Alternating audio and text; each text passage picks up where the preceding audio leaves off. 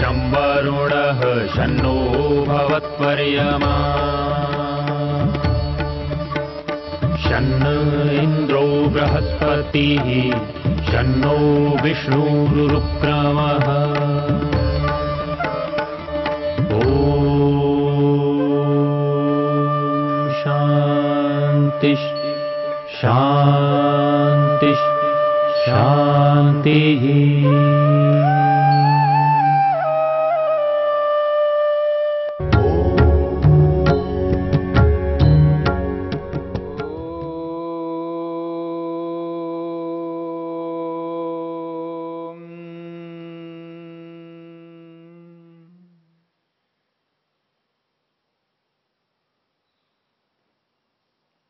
समाधि पाद के 43वें सूत्र को लेकर के हम विचार कर रहे हैं। स्मृति परिशुद्धो स्वरूप शून्य इव अर्थमात्र निर्भासा निर्वितर्का। महर्षि पतंजलि ने सवितर्का समापत्ति को लेकर के विचार किया था 42वें सूत्र में। सवितर्का समापत्ति जिसमें शब्द, अर्थ और ज्ञान तीनों एक साथ विद्यमान हैं। अर्थात योगाभ्यासी जब पहली बार समाधि लगाता है उस स्थिति में योगाभ्यासी जिसका प्रत्यक्ष दर्शन करता है उस प्रत्यक्ष दर्शन में तीन प्रकार का बोध एक साथ हो रहा होता है। वस्तु का नाम, वस्तु और वस्तु से संबंधित ज्ञान। तत्र शब्दार्थ ज्ञान विकल्पै संकीर्णा सवितर्का समापत्ति ही। अब यहां पर 43वें सूत्र में यह बात स्पष्ट की जा रही है। यहां पर स्मृति परिशुद्धौ, स्मृति परिशुद्धौ स्वरूप शून्य इव अर्थमात्र निर्भासा निर्वितर्का। यहां पर निर्वितर्का समापत्ति को लेकर के विचार किया जा रहा है। पहली समापत्ति सवितर्का समापत्ति थी, अब ये निर्वितर्का समापत्ति है। निर्वितर्का नामक समाधि है। इस निर्वितर्का नामक समाधि में एक ही बोध है। सवितर्का समापत्ति में तीन बोध एक साथ हो रहे थे, इसलिए उसको संकीर्णा कहा है। और ये असंकीर्णा समापत्ति है, इसमें संकीर्णता नहीं है। यानी शब्द, ज्ञान, अर्थ तीनों घुले मिले नहीं, केवल अर्थ मात्र है। इसलिए कहा अर्थमात्र निर्भासा निर्वितर्का समापत्ति। महर्षि वेदव्यास ने इसी बात को लेकर के भूमिका में स्पष्ट किया है। यदा पुनः स्मृति परिशुद्धौ श्रुत अनुमान ज्ञान विकल्प शून्यायाम समाधि प्रज्ञायाम स्वरूप मात्रेण अवस्थितो अर्थः तत्स्वरूप आकार मात्रतया एव अवच्छिद्यते। जब नाम हट जाता है, समाधि के काल को लेकर के बात कही जा रही है। जब समाधि लगती है, वस्तु का दर्शन हो रहा है, तो कहते हैं स्मृति परिशुद्ध हो, नाम के हट जाने पर और शाब्दिक ज्ञान के हट जाने पर, आनुमानिक ज्ञान के हट जाने पर। इसलिए कहा श्रुत अनुमान ज्ञान विकल्पायाम। श्रुत अनुमान ज्ञान विकल्प शून्यायाम समाधि प्रज्ञायाम। जहां शाब्दिक और आनुमानिक ज्ञान से शून्यता है, न तो शाब्दिक ज्ञान है न अनुमानिक ज्ञान है, केवल वस्तु का प्रत्यक्ष है। स्वरूपाकारेण अवस्थितो अर्थः, अपने स्वरूप में अवस्थित पदार्थ है, अपने निज स्वरूप में है। जो वस्तु जैसी है उस वस्तु को उसी रूप में तत्स्वरूप आकार मात्रतया एव अवच्छिद्यते।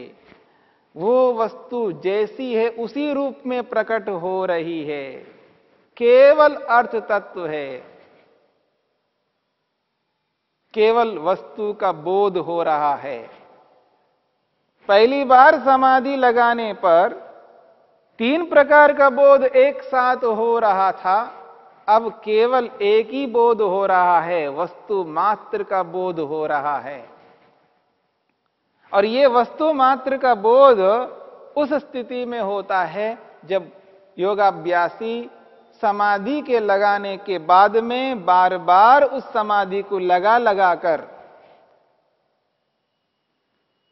उस नाम को हटाता है, उससे संबंधित जानकारी को हटाता है, अब केवल वस्तु मात्र का बोध कर रहा होता है। इसी स्थिति को समझाने के लिए महर्षि वेदव्यास कहते हैं तत्परम प्रत्यक्षम। उस प्रत्यक्ष को परम कहा, उत्कृष्ट श्रेष्ठ कहा है। इससे बढ़कर और प्रत्यक्ष नहीं होता जिसमें केवल अर्थ मात्र का बोध होता है। तत्परम प्रत्यक्षम। महर्षि पतंजलि ने जिस बात को लेकर के सूत्र में स्पष्ट किया है उसी बात को भूमिका के रूप में वेदव्यास कह रहे हैं तत्परम प्रत्यक्षम। वो तो परम प्रत्यक्ष है। सूत्रकार ने स्वरूप शून्य इव अर्थमात्र निर्भाषा कहा। अर्थमात्र निर्भाषा निर्वितर्का, केवल अर्थमात्र प्रकट हो रहा है। इसी को महर्षि वेदव्यास कहते हैं तत्परम प्रत्यक्षम। जिसमें केवल अर्थमात्र का बोध होता है वो है उत्कृष्ट प्रत्यक्ष। इससे उत्कृष्ट और कोई प्रत्यक्ष नहीं होता है। तत्परम प्रत्यक्षम। तच्च तच्च श्रुतानुमानयोर बीजम। महर्षि वेदव्यास कहते हैं तच्च श्रुतानुमानयोर बीजम। तत्परम प्रत्यक्षम, वो उत्कृष्ट प्रत्यक्ष है और वह जो उत्कृष्ट प्रत्यक्ष है वह उत्कृष्ट प्रत्यक्ष श्रुत अनुमानयोर बीजम, शब्द ज्ञान और अनुमान ज्ञान का वो बीज है, कारण है, आधार है। यदि वो उत्कृष्ट प्रत्यक्ष नहीं होता तो श्रुत और अनुमान ज्ञान भी नहीं होते।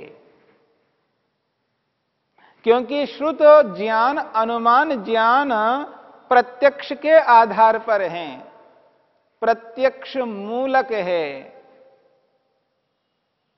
यदि कोई शाब्दिक ज्ञान करता है, शब्दों से सुनकर के जानकारी प्राप्त करता है तो समझ लेना उसके पीछे किसी ने उसका प्रत्यक्ष किया है।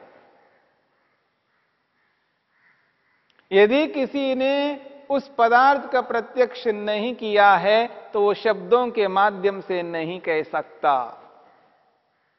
फिर कहा आनुमानिक ज्ञान, किसी को अनुमान से ज्ञान हो रहा है, इसका अर्थ है उसके पीछे प्रत्यक्ष है। बिना प्रत्यक्ष के शब्द ज्ञान होता है, बिना प्रत्यक्ष के अनुमान ज्ञान होता है। क्योंकि ये जो अनुमान है वो लिंग को देखे बिना, लिंग को प्रत्यक्ष किए बिना नहीं होता। यानी प्रत्यक्ष के बिना अनुमान नहीं होता, प्रत्यक्ष के बिना शब्द ज्ञान नहीं होता। 3 प्रमाण हैं, प्रत्यक्ष प्रमाण, अनुमान प्रमाण और शब्द प्रमाण। इन तीनों प्रमाणों में मुख्य है, योनि है, आधार है, बीज है प्रत्यक्ष। इसलिए कहा तच्च श्रुत अनुमानयोर बीजम, तच्च प्रत्यक्षम, तत्प्रत्यक्षम, वो जो प्रत्यक्ष है वो प्रत्यक्ष श्रुत और अनुमान का बीज है, आधार है, कारण है। क्यों? तो महर्षि वेदव्यास स्वयं स्पष्ट कहते हैं। क्या कहते हैं? ततः श्रुतानुमाने प्रभवतः, ततः श्रुतानुमाने प्रभवतः, ततः प्रत्यक्षतः, उस प्रत्यक्ष प्रमाण से ही, उस प्रत्यक्ष प्रमाण के कारण से श्रुत ज्ञान और अनुमान ज्ञान प्रवृत्त होते हैं। संसार में जो अनुमान किया जाता है, अनुमान के माध्यम से जो भी जानकारी प्राप्त की जाती है, शब्द के माध्यम से जो भी जानकारी प्राप्त की जाती है, ये दोनों जानकारियां ततः उसी प्रत्यक्ष से प्रभवतः प्रवृत्त होते हैं। इसलिए महर्षि वेदव्यास स्पष्ट कहते हैं ततः श्रुत अनुमाने प्रभवतः, उसी प्रत्यक्ष के कारण से शाब्दिक और अनुमानिक ज्ञान प्रवृत्त होते हैं। इस संसार में जहां कहीं पर भी शब्द के माध्यम से जानकारी प्राप्त की जा रही है, उस जानकारी के पीछे प्रत्यक्ष कार्य करता है, और जहां कहीं पर अनुमान से जाना जा रहा है, उसके पीछे भी प्रत्यक्ष कार्य करता है। इसलिए कहा तत्परम प्रत्यक्षम, उसको उत्कृष्ट प्रत्यक्ष कहते हैं।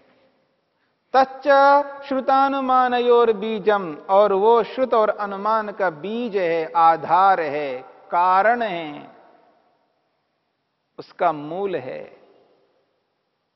क्योंकि उसी से ये दोनों प्रवृत्त होते हैं। ततः श्रुतानुमाने प्रभवतः, न च श्रुतानुमान ज्ञान सहभूतम तद्दर्शनम। विशेष बात कही जा रही है। महर्षि वेदव्यास कहते हैं, वो कहते हैं जब साक्षात प्रत्यक्ष हो रहा है, जिस वस्तु का दर्शन हो रहा है समाधि में, निर्वितर का समाधि में जिस प्रत्यक्ष को वो कर रहा है, उस प्रत्यक्ष के काल में न च श्रुतानुमान ज्ञान सह युक्तम तद्दर्शनम, न च श्रुतानुमान ज्ञान सहभूतम, वो जो दर्शन है, वो जो प्रत्यक्ष है, उसके साथ में श्रुत ज्ञान नहीं रह सकता और अनुमान ज्ञान नहीं रह सकता। केवल प्रत्यक्ष है, वस्तु मात्र का दर्शन है, उसके साथ शब्द ज्ञान जुड़ करके नहीं रहता, उसके साथ अनुमान का ज्ञान जुड़ करके नहीं रहता है, केवल प्रत्यक्ष रहता है, केवल प्रत्यक्ष ज्ञान है। इसलिए बात कही जा रही है, न च श्रुतानुमान ज्ञान सहभूतम तद्दर्शनम, तद्दर्शनम प्रत्यक्ष दर्शनम। समाधि में जो प्रत्यक्ष दर्शन हो रहा है, उसके साथ में श्रुत नहीं है और अनुमान नहीं है, केवल प्रत्यक्ष है। इसलिए इस ज्ञान को, इस प्रत्यक्ष को परम प्रत्यक्ष कहा है। इसलिए महर्षि वेदव्यास कहते हैं तस्माद असंकीर्णम, तस्माद असंकीर्णम प्रमाणांतरेण योगिनो, तस्माद असंकीर्णम प्रमाणमंतरेण योगिनो। योगिनः, योगी को जो प्रत्यक्ष हो रहा है, प्रमाणमंतरेण, प्रमाणमंतरेण अन्य प्रमाण के बिना, यानी शब्द प्रमाण के बिना, अनुमान प्रमाण के बिना, उन दोनों प्रमाणों के बिना, असंकीर्णम दर्शनम, वो असंकीर्ण दर्शन है। असंकीर्ण दर्शन का अभिप्राय है उस दर्शन में, उस प्रत्यक्ष में नाम आकर के घुलता मिलता नहीं,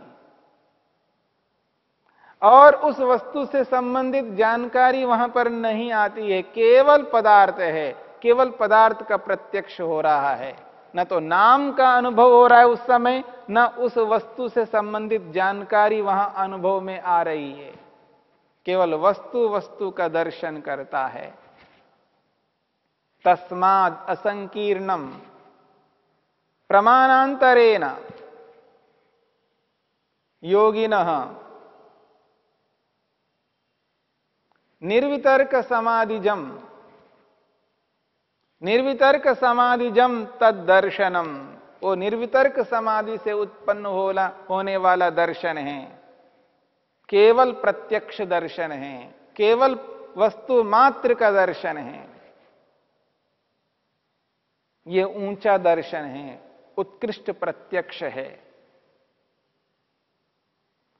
जब साधक योगाभ्यासी समाधि लगाता है, जब पहली बार समाधि लगती है, उस पहली बार समाधि में उस पदार्थ का नाम भी उसको पता रहता है, वस्तु तो सामने प्रत्यक्ष हो ही रही है और उस वस्तु से संबंधित जानकारी भी उसको बोध हो रहा होता है, तीनों को बोध, तीनों का एक साथ अनुभव कर रहा होता है। दोबारा समाधि लगाता है, दोबारा उन तीनों का बोध करता है और लगातार समाधि लगाता हुआ आगे बढ़ता है, तो धीरे धीरे धीरे धीरे जब समाधि परिपक्व हो रही होती है, दृढ़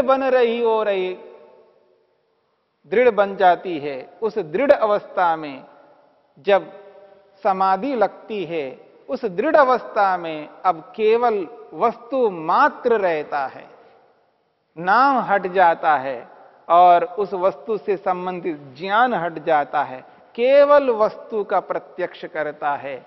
ये बार बार समाधि लगा कर, अभ्यास कर करके समाधि को दृढ़ बना लेता है और एक ऐसी स्थिति आती है जिस स्थिति में केवल वस्तु का अनुभव करता है, ना तो उस वस्तु का नाम का अनुभव करता है, ना उस वस्तु संबंधित जानकारी का बोध हो रहा होता है, बस वस्तु वस्तु है। ये है प्रत्यक्ष, ये है समाधि, और ये भी समाधि उत्कृष्ट समाधि है। इसलिए वेदव्यास कहते हैं तत्परम प्रत्यक्षम। और ऐसी स्थिति में जाकर के व्यक्ति को बोध होता है, ये है पदार्थ जिसका वो दर्शन प्रत्यक्ष करता है, जिसको साक्षात कहते हैं, जिसको हम समाधि कहते हैं, जिसको उत्कृष्ट समाधि कहते हैं।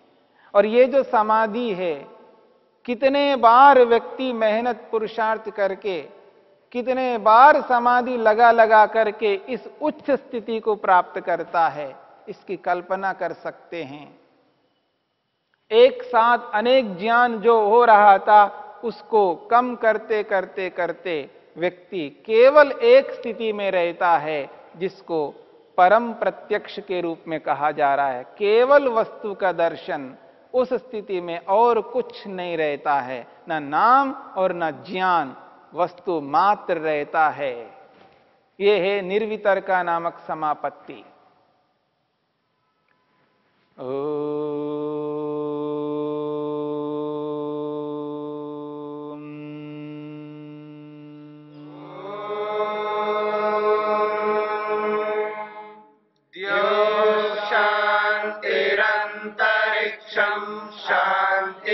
पृथिवी शांतिरापः शांतिरोषधयः शांतिः वनस्पतयः शांतिर्विश्वे देवा शांतिर्ब्रह्म शांति सर्वं शांति शांतिरेव शांति क्षमा शांतिरेधि। शांति शांति शांति